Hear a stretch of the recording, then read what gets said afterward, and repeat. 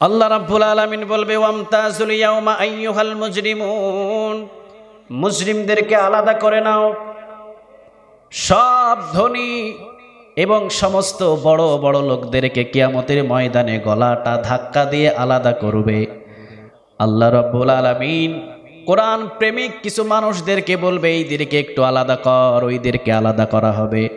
আল্লাহ রাব্বুল আলামিন বলবেন ইকরা কিতাবাক, পাঠ করো তোমাদের কিতাব।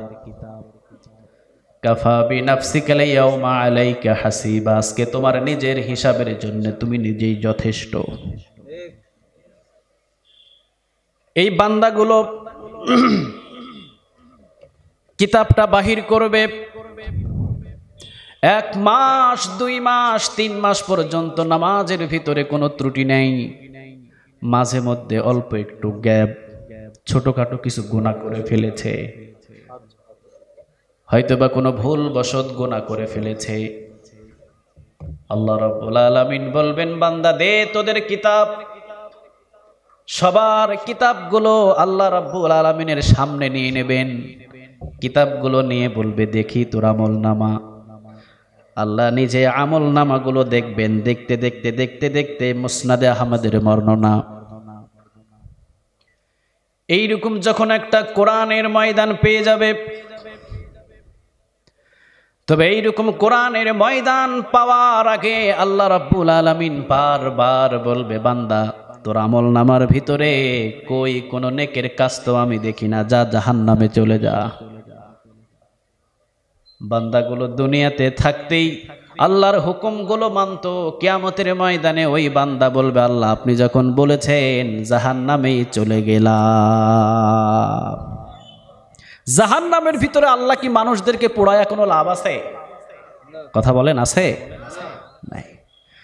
জাহান্নামের কিনার পর্যন্ত আল্লাহ ডাক দেবে, এদিকে আয়, আবার আসবে। আল্লাহ রাব্বুল আলামিন কলিজাটারে চিপবে, চিপার পর দেখবে তার কলিজার ভিতরে, তার কিতাবের ভিতরে ছোট্ট কোনো নেক আমল আছে কিনা। আজকের এই কোরআনের মাহফিলের মতো যদি একটা ছোট্ট নেক আমল কিয়ামতের ময়দানে আল্লাহ রাব্বুল আলামিন পেয়ে যায়, আল্লাহ রাব্বুল আলামিন বললেন যা বান্দা এটার ওসিলায় আমি তোরে মাফ করে দিলাম। কিয়ামতের ময়দানে আজকের এই মাহফিলটা তুমি ওসিলা বানায়া দিও, আমিন। আর জোরে বলেন আমিন। এখন আপনারা বলেন কোরআনের ময়দানে বসলে লাভ বেশি না কম? আওয়াজ দিয়ে বলতে হবে, বেশি না কম? বুখারীর বর্ণনা, বিশ্বনবীজি বললেন সাহাবীরা রাত যত গভীর হয়ে যায় মক্কার সমস্ত দরজাগুলো বন্ধ হয়ে যায়। রাত যত গভীর হয়ে যায় একজনের দরজা উন্মুক্ত হয়ে যায়। বলেন তো দরজাটা কার? রাত যত গভীর হয়ে যাবে একের পর এক রহমতের দরজাগুলো খুলে দিবে কে? আল্লাহ রাব্বুল আলামিন বলছেন যে কোরআনের কথাটাই হলো সর্বশ্রেষ্ঠ উন্নত মান। এই কথা, পৃথিবীর যত কথা আছে সমস্ত কথার ভিতরে ভেজাল আছে। ভেজাল নাই কোরআনের কথায়, ভেজাল নাই হাদিসের কথায়, ঠিক কিনা? পৃথিবীর ভিতরে যত প্রোগ্রাম কনফারেন্স দেখবেন, সমস্ত কনফারেন্সের ভিতরে হাসা মিশা সব আছে। কোরআনের কনফারেন্সে কখনো মিথ্যা কথা নাই, ঠিক না? এই জন্য বিশ্বনবী বললেন কোরআনের কথাটা হলো সত্য কথা। কোরআন দিয়ে যে কথা বলে, কোরআনের সাথে যার সম্পর্ক হয়, কোরআন নিয়ে যে চলাফেরা করে, তার সম্মান মর্যাদা দিন দিন বাড়ায়া দেন কে? প্রথম নাম্বার শোনেন, ইকরাউল কোরআন ফাইন্নাহু ইয়াতি শাফিয়ান লিআসহাবিহি ইয়াউমাল কিয়ামাহ। যে বান্দা কোরআন সকালে তেলাওয়াত করবে, বিকালে তেলাওয়াত করবে, সন্ধ্যায় তেলাওয়াত করবে, বিশ্বনবীজি বললেন কিয়ামতের ময়দানে এই কোরআনটা সুপারিশ করে ওই বান্দারে জান্নাত পর্যন্ত নিয়ে যাবে। সুবহানাল্লাহ, আওয়াজ দিয়ে বলেন।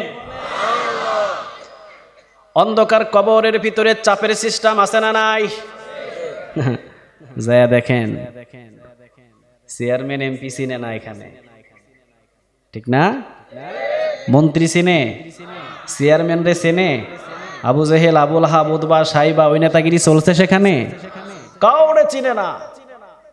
বিশাল একটা জায়গা, কোনো পরিচয় চলে না, কোনো পরিচয় নাই।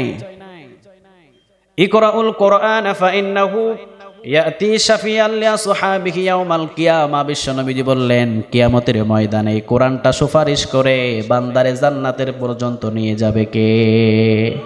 কারণ এই কোরআনটা যা সুপারিশ করবে, কোরআনের সুপারিশ মানবে কে? সবাই বলেন কে?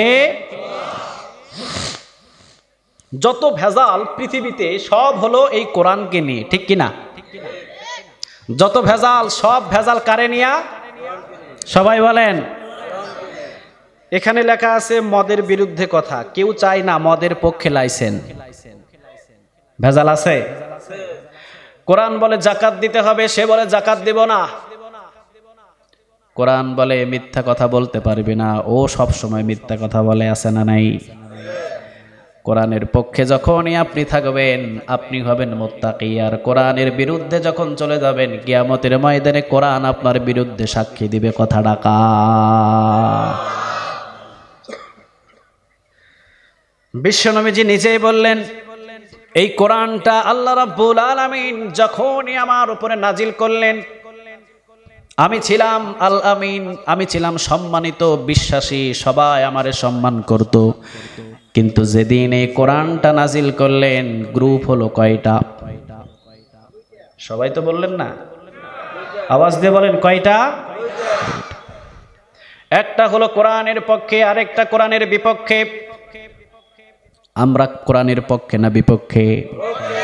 আওয়াজ দিয়ে বলতে হবে, পক্ষে না বিপক্ষে? যদি জীবন দেওয়া লাগে জীবন দিতে রাজি, যদি ফাঁসির কাস্টে নিয়ে যাওয়া হয় ফাঁসির কাস্টে যেতে রাজি। এই কোরআনটা আমরা বুকের ভিতরে ধরেছি। 36 রাইফেল যদি আমার বুকের ভিতরে ধরে, 36 রাইফেল ধরার পর যদি আমাকে বলে মাহমুদুল হাসান এই কোরআনটা বুক থেকে ছেড়ে দিতে হবে, ছাড়লে কোথায়? সবাই বলেন ছাড়লে কোথায়? আর জোরে বলতে হবে, কোরআনটা যদি আমি 36 রাইফেলের গুলির ভয়ে ছেড়ে দিই তাহলে কোথায়? আর বলবে 36 রাইফেলের গুলি দিয়ে ঝাঁঝরা করে দেব তোমার বুক, যদি এই কোরআনটা বুকের ভিতরে থাকে। 36 রাইফেলের গুলিকে বুক ঝাঁঝরা করে জান্নাতে যেতে হবে, ঠিক কিনা?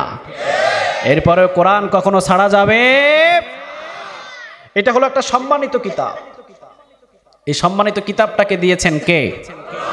বিশ্বনবীজি বললেন, ইন্নাহু লাকুরআনুন কারীম ফি কিতাবিম মাকনুন। This is the most honourable, the holy Quran. এটা সম্মানিত কিতাব, এটাকে যে টাচ করবে তার সম্মানও বাড়িয়ে দেবে কে? আচ্ছা, আপনাদের ঘরের ভিতরে কি খাট আছে? দামি খাট আছে? আছে। আচ্ছা, যদি সেগুন কাঠ দিয়ে আপনি খাট বানান, কয় হাজার লাগতে পারে? শ্রেণী বক্স, ডাক্তার সাহেব আছে এখানে, 55-60 শ্রেণী বক্সের একটা খাট যদি আপনি বানান, 55 থেকে 60 হাজার টাকা লাগবে। আচ্ছা, ভালো কথা, ঘরের ভিতরে এই শ্রেণী বক্সে খাটের উপরে ছেলে মেয়ে বিবি আমি সবাই মিলে ঘুমাই, কোনোদিন সালাম আছে? কথা বলেন, সালাম আছে? নাই। ঘরের ভিতরে বাজার থেকে একটা রেহেল কিনে নিয়ে আসলেন কোরআন তেলাওয়াত করার জন্য। এই রেহেলের দাম কয় টাকা? সবাই বলেন। 20 টাকা, 30 টাকা, 40 টাকা। এই কোরআনের রেহেল, এই রেহেলটার উপরে 24 ঘন্টা আপনি এই কোরআনটাকে রেখে দিয়েছেন। ভুলেও যদি কখনো লাথি লাগে কি করে?